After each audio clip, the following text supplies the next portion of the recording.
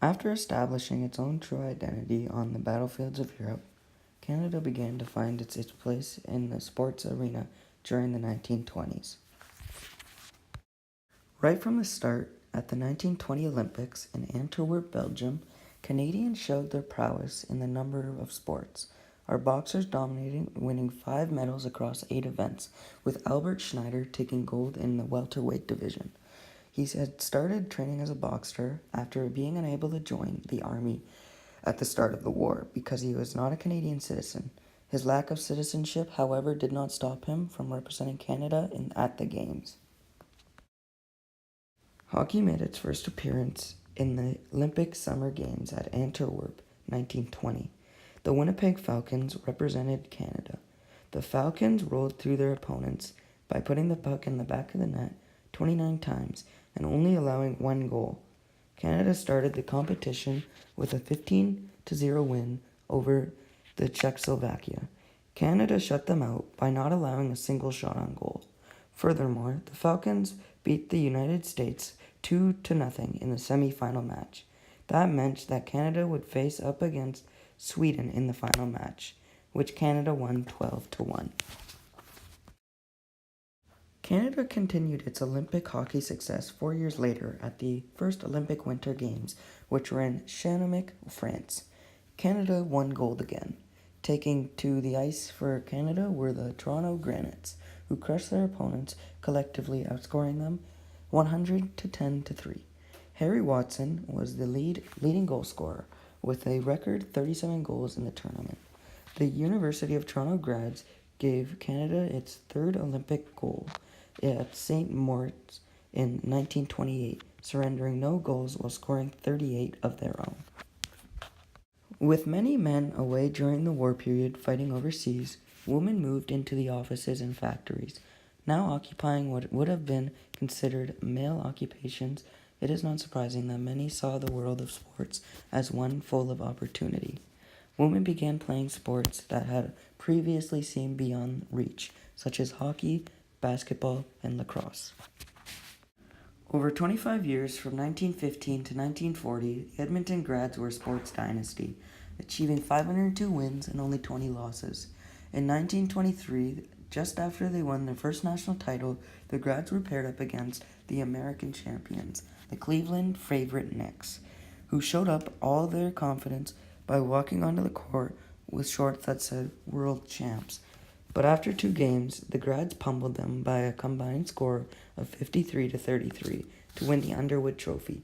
In 1940, the Grads were given permanent possession of the trophy because they'd won it every year.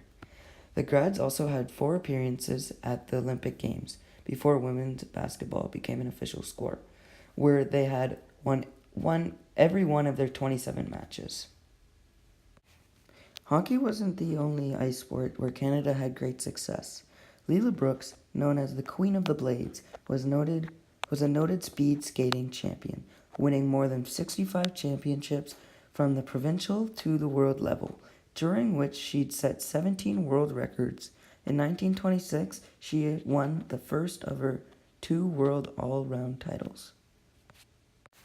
During the 1928 Olympics, there were only 7 women track athletes on a roster of 92, but they tallied for almost a third of Canada's 15 total medals. Bobby Rosenfield and Ethel Smith were both on the podium in the women's 100 meter, achieving a silver and bronze medal, respectively. They ran with Jane Bell and Myrtle Cook to take home the gold in the women's 4x100 meter relay. By winning this event, Rosenfield and Smith became Canada's first ever female double Olympic medalists. Ethel Catherwood was the first ever woman to win an individual event with her victory in the high jump. As well, this made Canada the only country in Amsterdam to win more than 1 gold medal in the 5 women track and field events.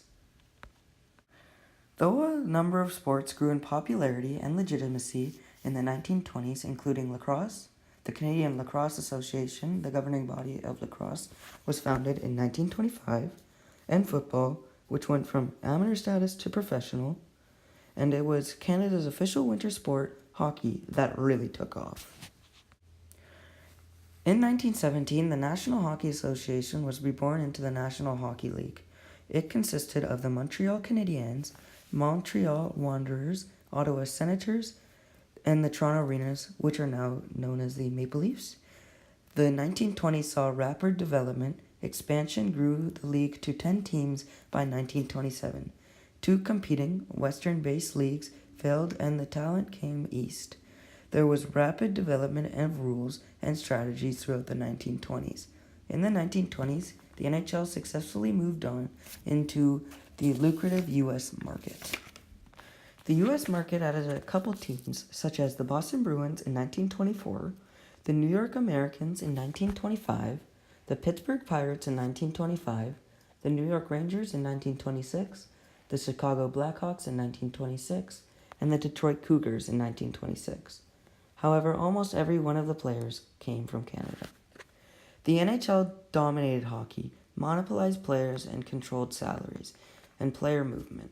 A few exceptional players were paid up to $10,000 per season, but in the 1920s, the average salary dropped to $900.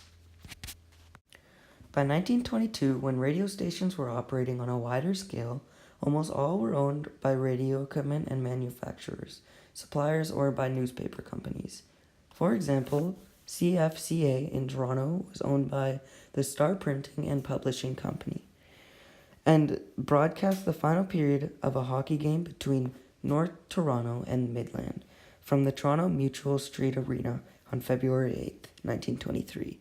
And this game sparked the legendary life of Foster Hewitt and the famous quote he shoots, he scores.